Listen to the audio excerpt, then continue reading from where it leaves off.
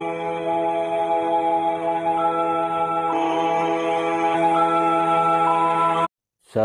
ભગવાન કી જય, સનાતન ધર્મની જય. હા ઠીક છે બસ કઈક પીરસો કે થોડુંક આપો અહીંયા જો તો બોલો બી એ પ્રમાણે પીરસો. પછી તમને લાડવા ભાવતા હોય, હું મોહન થાળ પીરસું તો એ પેટમાં દુખે પછી. એ વાત આ છે હા હા કઈક થોડુંક સમજાવો એમ બીજું શું. હા મેં કીધું તોરલ મેં કીધું આ એને ત્રણ ને તાર્યા બરોબર. એમાં શું છે કે આપણે ગુરુ કરાવી લઈએ પછી આપણે કઈ કરવું નહીં અને ગુરુ મટી થઈ જાય. આવા બધા દાદા છે. પછી કે અમને કઈ ઉગાવો ન કયો કે એને કઈ કરવું જ નથી તો ઉગાવો કેમ થાય. પછી આ બીજાને એમ થાય કે આ ગુરુમાં વાંધો ન હોય, આપણામાં વાંધો હોય. આ તો રસ્તે હાલી નીકળીએ તો કારક પાર આવી જાય આપણો એમ. હા એ જ કેતા. હા એટલે તમે થોડું થોડું તમે હાલવાનું કરો તો વળી પાછો મેળ ચડી જાય એમ, તો પાર આવે નકર ન પાર. આમાં શું હોય, આમાં જ્ઞાન તો બધું બધામાં હોય જ છે. અત્યારના સમય યુટ્યુબ થતા બધા એના એકાબીજા પાસે સાંભળી સત્સંગ ને બધું આવડી જાય. એમ કે બોલતા આમાં શું છે, મૂળ વસ્તુ હાચી આપણને સમજાય દે ભાઈ આવી રીતે આપણે કરવાનું ને આવી રીતે રહેવાનું. બીજું તો એમાં શું હોય જો એમ નથી. એટલે આમ કઈક તો આનું કઈક તો અભ્યાસ તો કઈક કરવો પડે હવે એનું બધું હોય ને એવું તો. હા એ તો છે જ ને. એકાંતમાં બેસીને અભ્યાસ રોજ કરવો પડે, ભજનમાં બેસવું પડે એકાંતમાં. પછી એની રેણી કેણી હોય એ આપણને સમજાવવાની હોય ભાઈ આ રીતનું જીવન જીવવું પડે. બધી બાજુ એકલું ઓલું તમે એકલું ધ્યાનમાં બેસવાનું શીખી લો અને રેણી કેણી માં ના હાલો તો પણ ઉગાવો ન આવે. હા એ વાત છે. હા તમે ક્યારામાં પાણી મૂકો પણ ફરતે પાળો તો બાંધવો જ પડે ને. ક્યારો તમારો કોરો રહે બીજે વયું જાય. હા એ હશે છે ને. હા એટલે તમારે એ ધ્યાનનો માર્ગ પકડવો છે, અભ્યાસ અનુભવ કરવો છે તો પાળા રૂપી આપણું જીવનની રહેણી કેણી અને વસનમાં વિવેક હોવો જોઈએ. નકર તો એ તમારું બધું કરેલું બધું ફોગટ હોય જાય. ખ્યાલ થાય. હા એ તો હસું છે ને. અભ્યાસ અનુભવ તો છે ને આપમેળ ભજન થઈ જાય છે. રહેણી કેણી એની છે ને ગંગામાઈ જે આપણને ગંગા સતી જે ભક્તિ આપણને સમજાવી ને, હા એ ભક્તિ પ્રમાણે હાલશું ને તો પછી આપણે ઓલું કઈક કરવાની જરૂર નહીં પડે. એમાં એવું બધું સુંદર મજાનું આપણને સમજાવે છે. એ ખાલી નિયમના પાલન કરીએ ને હા એટલે ભજન આપોઆપ થઈ જાય. તમે ઠેકાણ એમને વયા જાઓ, તમને કહી લે અંદરથી. એમ હા એનો ગંગા સતી જે ભક્તિ નો માર્ગ જે આપણે રામચરિત માનસમાં નવધા ભક્તિ આવે ને, હા એવી જ રીતે ગંગા સતીની એક આધ્યાત્મિક નવધા ભક્તિ છે એની. હા નવધા ભક્તિમાં નિર્મળ થઈને રહેવું પાનબાઈ એનું ભજન આવે છે. હા મેં ભજન સાંભળેલું છે બધે. હા તો પછી એ કઈ પ્રકારની ભક્તિ સમજાવે છે. તો એ આધ્યાત્મિક ની ભક્તિ નવ પ્રકારની અલગ છે અને રામચરિત માનસમાં તુલસીદાસ જે નવધા ભક્તિ આપણને સમજાવે છે હા એ અલગ છે. તો આ આધ્યાત્મિક જે નવધા ભક્તિ છે, આધ્યાત્મિક નો અર્થ શું થાય? આધ્યાત્મિક એટલે આત્માની નજીક. હા સમજ ટૂંકમાં.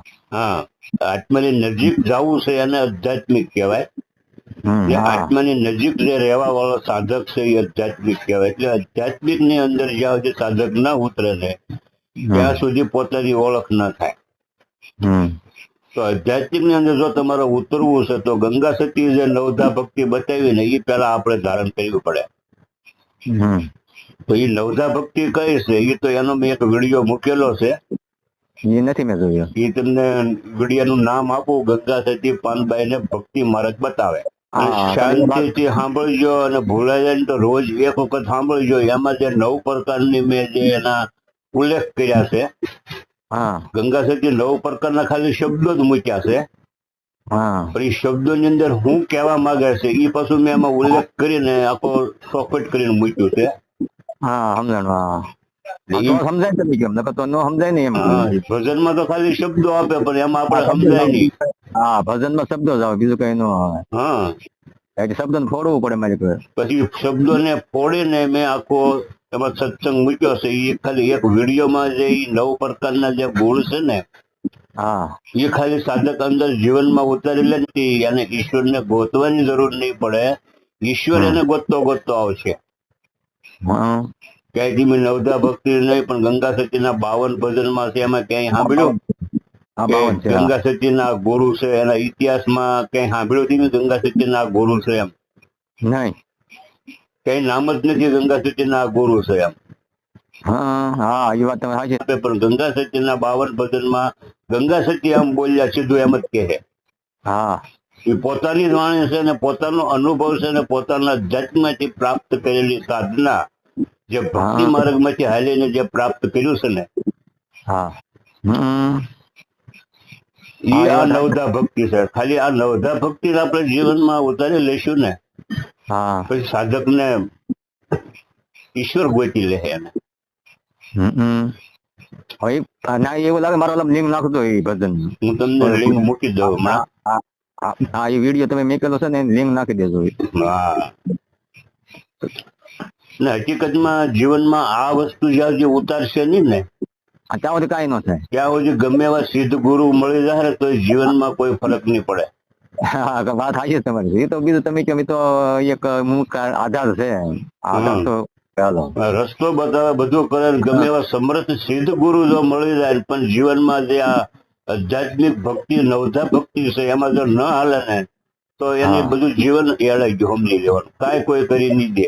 પણ તમે સદગુરુ નહીં કરાવો અને નવધા ભક્તિ જો અપનાવી લેશો ને, કારણ કે એમાં સદગુરુ બધું આવી જાય. સદગુરુ નો ખાલી આધાર જોહે તમારે, ખાલી નામ લઈ લેવાનું. બાકી આ નવધા ભક્તિ પકડી લો ને, કાંઈ જરૂર નથી.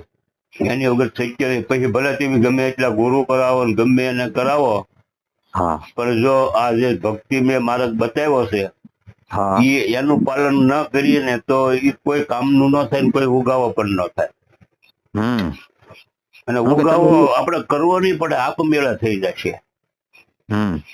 કારણ કે ભક્તિ એ પ્રકારની ગંગામય સીધી બતાવી દીધી. એમાં શું ભજનમાં ગંગામય બધું સમજાયું, પણ આખો મેન શબ્દો મૂક્યો હોય પણ એનો ફોડ કરીએ ને તો એ વસ્તુ આપણે સાચી સમજાય. સમજાય? આધ્યાત્મિક શબ્દો જે છે ને એને ફોડ કરવો, એને જે સમજવું.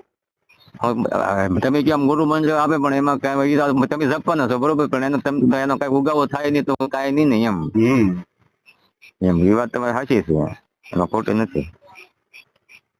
અને એ ગુરુ મંત્ર રૂપી બીજ જે છે એને તો આપણે આપી અને સોંપી દઈએ, રોપી દઈએ, પણ એને ઉગવા માટે ભક્તિ રૂપી જળ જોશે ને.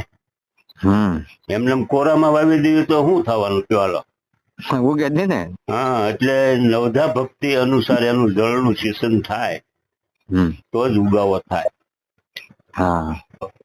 કે સોહમ સ્વરૂપ કેમ થવાય.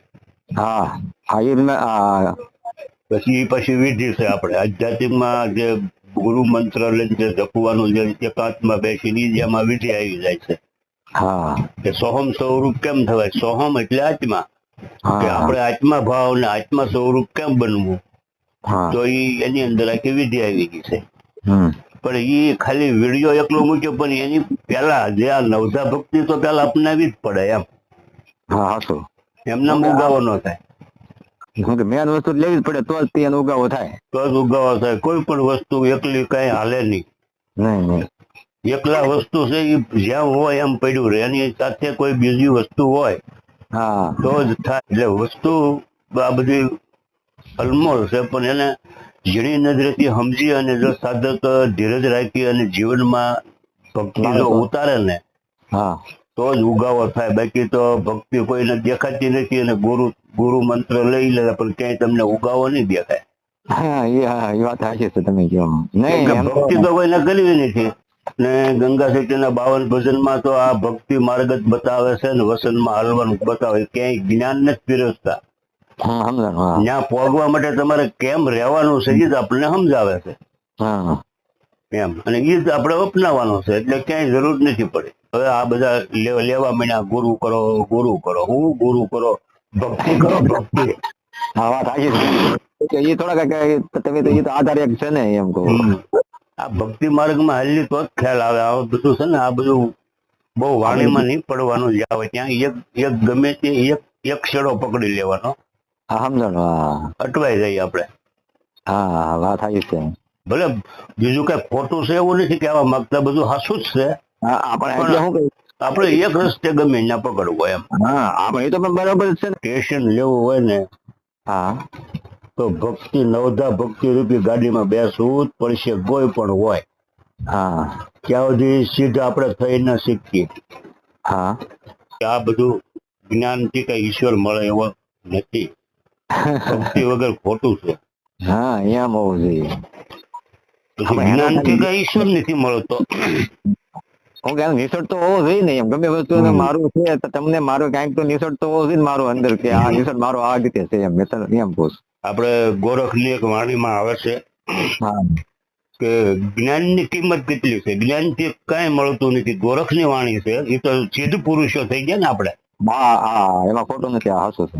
તો ગોરખ કહે છે એટલે હું પેલા જન્મ એટલે મારો પેલા જન્મ થયો, એટલે કે મને પેલા જ્ઞાન મળ્યું.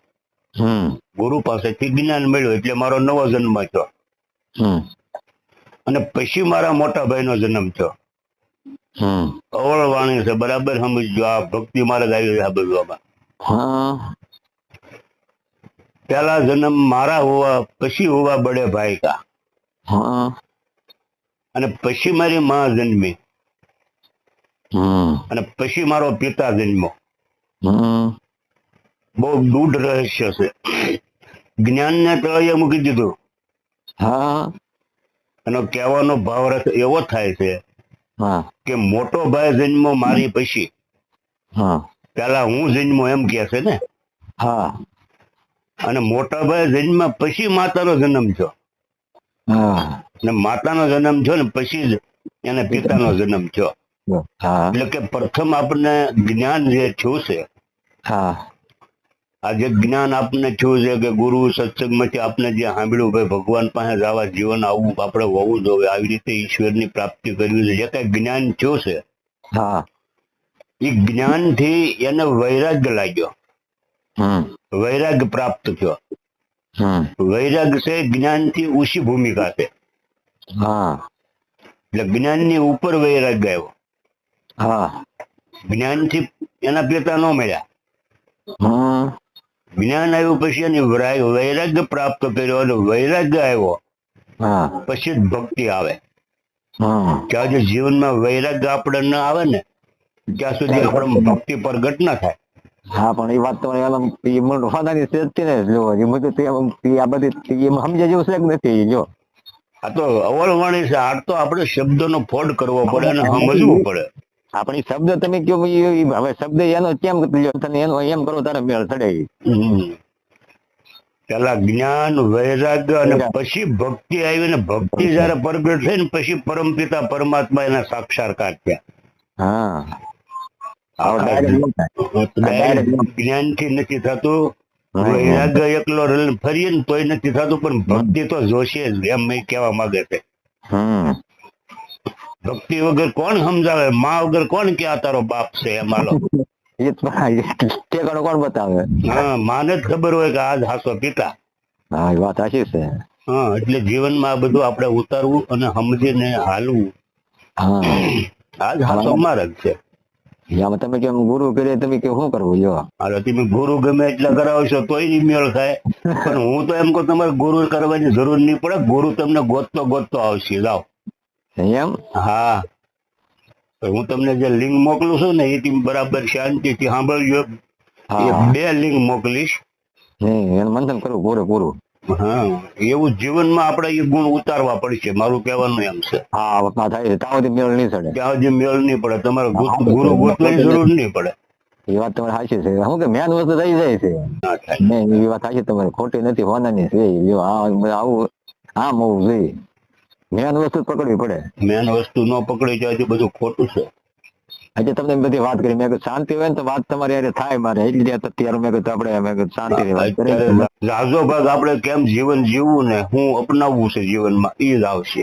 મૂળ વસ્તુ સમજાવવાની છે, ઓલું આપણે સમજવાનું નથી. એ તો આપમેળે સમજાઈ જાય. હા સમજાણું. એ તો તમે ક્યાં વગર પૂછ્યું સમજાવવાનું છે. એ તો હા, એ ગોતું તમારી ઉપર આવશે. અને પ્રજ્ઞા કહેવાય. શું કહેવાય? હા, પ્રજ્ઞા. આ જ્ઞાન અને પ્રજ્ઞા બે અલગ છે. જ્ઞાન શબ્દથી સમજાય, કાનથી સંભળાય. હા, અને પ્રજ્ઞા વસ્તુ છે એ આપણી અંદર પ્રગટ થાય. હા હું હાલું છું, હું વિચારું છું, હું કહેવા માંગુ છું, મારા ઈશારો, મારી હલચલ ઉપર તમને ખ્યાલ આવી જાય, સાચું છે. તમને સમજણ પડી જાય. એ પ્રજ્ઞા છે. હા ભજન વાગતું હોય ને એમાં એક એક શબ્દ જે હું કહેવા માંગે ને તમે સમજી જાવ તરત. આને પ્રજ્ઞા કહેવાય. હા જે પ્રજ્ઞા પ્રાપ્ત થાય ને એ હાસુ જ્ઞાન છે ને એ જ સદગુરુ આપણને આપે ને. એ સદગુરુ કયા આપે? ગંગા સતીમાં એ બતાવ્યા કે પિંડ બ્રહ્માંડ થી પર છે ગુરુ મારો. હા એ આપણે આ ભક્તિ અપનાવશે ને એટલે તમારો સદગુરુ જે મૂળ સદગુરુ જે આપણો છે ને ગંગામાં એ બતાવ્યો એ આપણને પ્રાપ્ત થઈ જાય. હા સીતારામ સીતારામ. જય ગુરુદેવ. સતગુરુ ભગવાન કી જય, સનાતન ધર્મની જય.